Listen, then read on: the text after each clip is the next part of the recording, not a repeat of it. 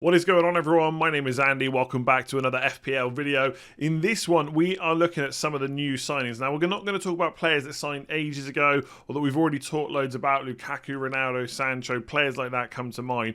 We're going to talk more about some of the players that signed recently, just in the last couple of days before the transfer window, what it means for them, are they options, but also what it might mean for the rest of the team as well. So there's like 9 players to go through.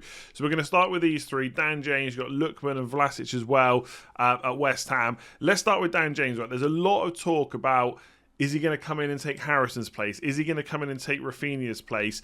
I don't think, to be honest, that he takes either of their places, and I also don't think that either of them, or him in particular, Dan James, goes and plays number 10 either. Like, at the end of the day, teams need a big squad, right, for the Premier League, and obviously if you've got any ambition to go into Europe and stuff like that as well. And also, Leeds trying to sign Dan James isn't a new thing, right? They've tried before, it didn't happen. Now they were able to get the deal over the line. I'm very interested to see what Bielsa does with him. We know that Bielsa's a good coach. What will he get out of Dan James that maybe wasn't or didn't ever happen at Old Trafford because he just never really got the chance? Because, to be honest, he just wasn't good enough to be playing week in, week out for Man United. It doesn't mean that he's not a bad player. Perhaps he'll get more minutes on the left, where I think we've seen him do better than playing on the right as well. But I don't think he's a huge problem if you own Harrison or you own Rafinha in terms of starts. And I also don't think that he's a starter right now, so I don't think he's really an option. But it might mean that we see Rafinha or Harrison get less minutes. So that's something we'll have to keep an eye on, because obviously that is hugely important for FPL. So Dan James not an option right now. Lookman's interesting. This kind of tells me, I think there's 2 things. One, it's just a bit of added squad depth, right? We saw Perez get obviously suspended.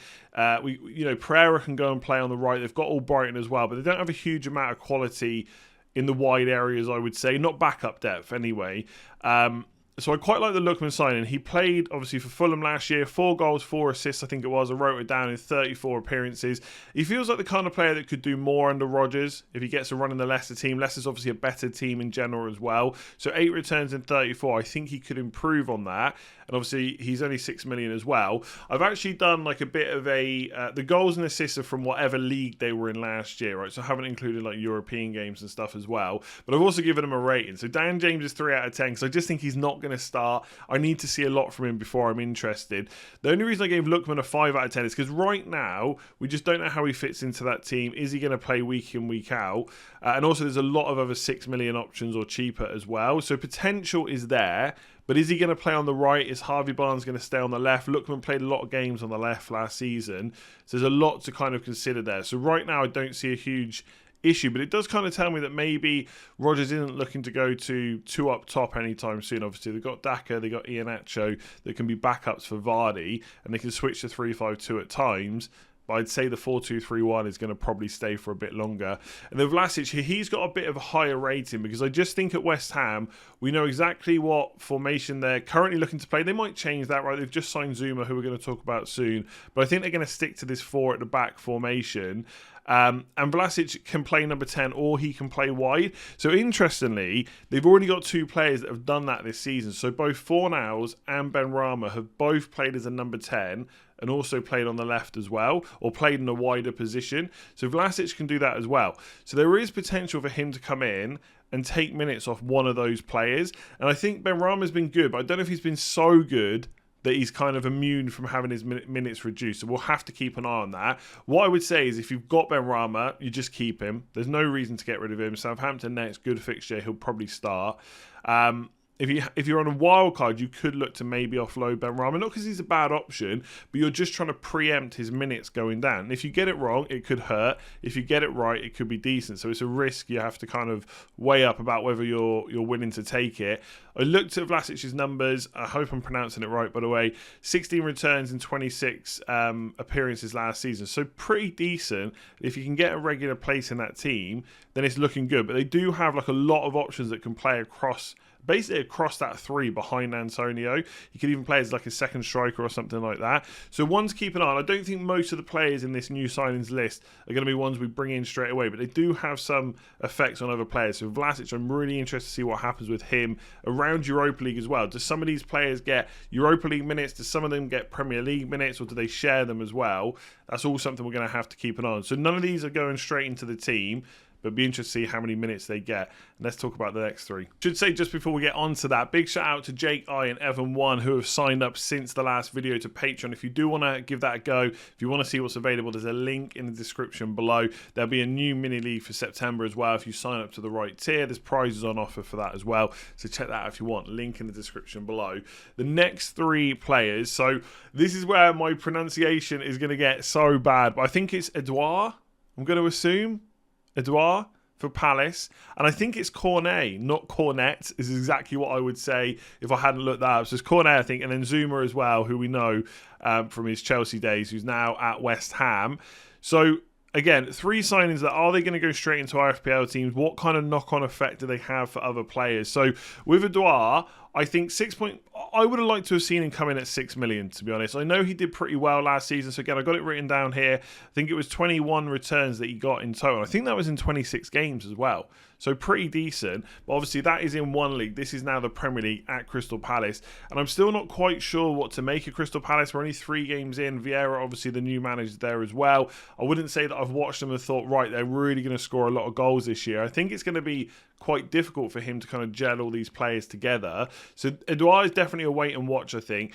And also, at 6.5 million, I just think I need to see, like, is he better than Tony, who's on penalties? Is he better than Morpay, who's playing for a Brighton side that will create chances? That's a difficult spot to kind of fill. If he was like 6, like Armstrong or Pookie or someone like that, what they started the season as, then maybe you can make slight case for him. But there's so many players there, Mateta, Benteke, Ayew, that all can play in those forward positions. He's just not an option right now, but he might become one later on. Cornet is interesting because he's been signed and been listed as a midfielder, but a majority of the games that he played last year and over his career, from what I could see, was at left back. But I don't think, from what I've read, that he's signed to play as a left back. It's probably going to be as a left midfielder. This might mean that McNeil goes to the right. Now, I'm not saying that McNeil suddenly becomes a massive option for us because Burnley don't score a lot of goals, but McNeil himself is an interesting player. He has got a bit of flair in that team. He is quite attacking. So the knock-on effect, if he plays better from the right, will be interesting to see. Cornet, 2 goals, 5 assists last year. Look, I think ultimately a lot of the appearances he made last year from the left back spot. So I wouldn't really worry that his goals and assists weren't massive for someone that's probably going to play left midfield.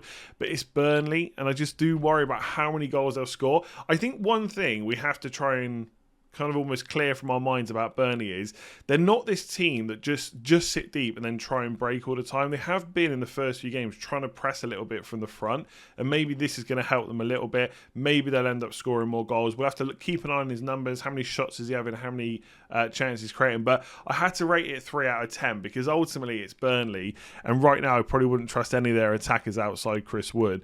And then lastly, you've got Zuma. Now I think you could make a case to put him in your team. I think 5.4 million is decent. He scored 5 goals last year as well. He's got this ability. It's almost like Cristiano. You know, like how I'm not saying he's as good as Cristiano Ronaldo in the air, but you know how Ronaldo kind of like hangs when he jumps up for a header. Zuma kind of does that as well as a centre-back, which is why he got the 5 goals. And we already know how good West Ham centre-backs are at scoring. They've got very good set-piece takers as well, so they are always a threat in the box. Now, I was listening to Suj on Planet FPL. If you haven't listened to them, they do a podcast. They're on YouTube as well. And he thinks that Dawson could lose his place and that Zuma could come into that position. Obviously, Zuma's going to play either way, I would assume. Either they're going to move to a back 3 or he's going to take someone's place. So it could be Dawson that leaves. It's just that for 5.4 million, he's more expensive than Sofao. So in his own right, he is a goal-scoring centre-back. So I had to rate him 7 out of 10 because I think the West Ham will be decent this year. West Ham defence will be decent this year. But you can get Sofao for less money. Now, if you look at last year, 5 goals, Sofao got 9 assists. So straight away, you're saying more attack and returns. But you have to keep in mind that for a defender, goals are worth double. Right, they're worth 6 points. So for Sofao's 9 assists, they're all worth 3 points. That's 27. For Zuma, it's worth 6 points for a goal. He got 5. That's 30 points. But the flip side of that is once you're a defender that gets a clean sheet and then starts getting attack and returns as well, you get bonus points. So yes, 9 assists is worth less than 5 goals when it comes to a defender. But every time Sofao gets an assist, his chance of getting bonus points is obviously up. So he's got like 9 chances of getting bonus points.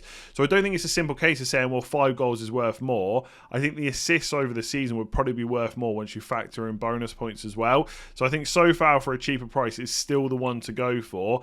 But I would not be surprised if Zuma scores a few goals before the season's out. Tomiyasu? Is that it? I think it is it. Hopefully I've got that right. If I've got it massively wrong, do let me know in the comments below. And I've done a bit of research on these players, right? So I don't just completely wing every single video, which I'm sure some people think. I've done a bit of research into these players because, to be honest, I haven't heard of some of them, right? And I mean the players in this whole video. And it's interesting to go and see kind of what kind of role they played, what positions. And I looked him up, and he's played both centre-back and right-back. Now, I'd be very surprised if he hasn't been signed to play as a right back, although things are quite interesting at Arsenal right now in that there was all that controversy around Maitland-Niles, how he wanted to go, he wanted first team minutes, Arsenal blocked the move, then it was reported that Arteta said that he couldn't train with the first team, and then it was reported later on that Maitland-Niles had kind of cleared the air, right? They'd had talks and cleared the air, and apparently he does want to, or he's happy to, or wants to play fullback, so there is a bit of competition there. Chambers has already played there, Bellerin's gone now, so it'll be interesting to see who gets that spot, and if it is Tomiyasu, I think 4.5 million is a pretty decent price. And I know it's so easy to write Arsenal off. They've done really poorly. They've lost all their games, City, Chelsea, and Brentford as well. But let's not forget that Man City and Chelsea are extremely good, and they do beat most teams that they play. So I think Arsenal, having lost those ones, I wouldn't be massively concerned about them. The fixture run they got is decent. I would expect them to bounce back at some point. How quickly that is, I don't know. And I'm not excusing the performance against Brentford, but they have, of course, missed some players along the way as well.